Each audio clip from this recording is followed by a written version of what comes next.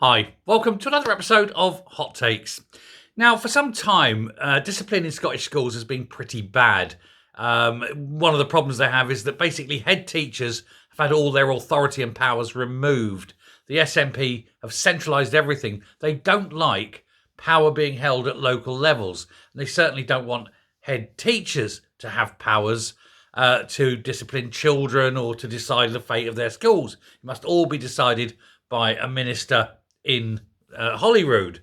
It's stupid micromanagement, and it's meant that pupils basically can't be expelled from school no matter how bad they behave.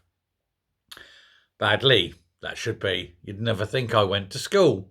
However, there have been plans afoot to change this somewhat and to introduce new rules. And to this end, the government have issued new guidance and notes on how to deal with unruly or even often violent or sexually aggressive pupils. And the teachers' union has looked at it and said, no, not fit for purpose, no good, go back, try it again. Now, the unions have been calling for this for several years, and the SNP have kind of not really wanted to address the problem because they want to pretend the problem doesn't exist. But Scottish schools are the best. We don't get this kind of thing in there. But obviously you do. And so one of the big problems is, like any kind of addiction, you have to admit there's a problem. And they don't want to, but they've been forced to.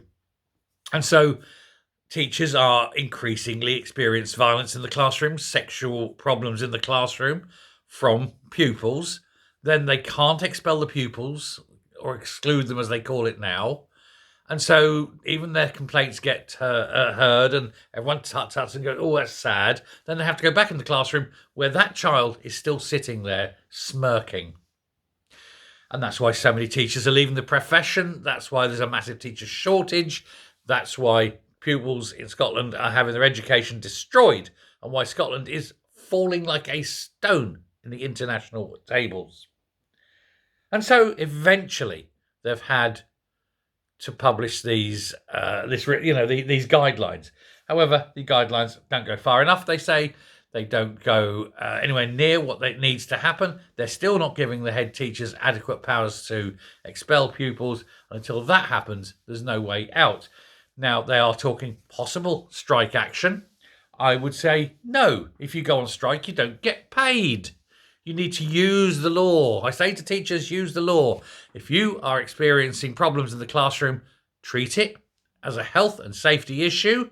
You can go home and sit at home until the problem's addressed. And here's the great thing.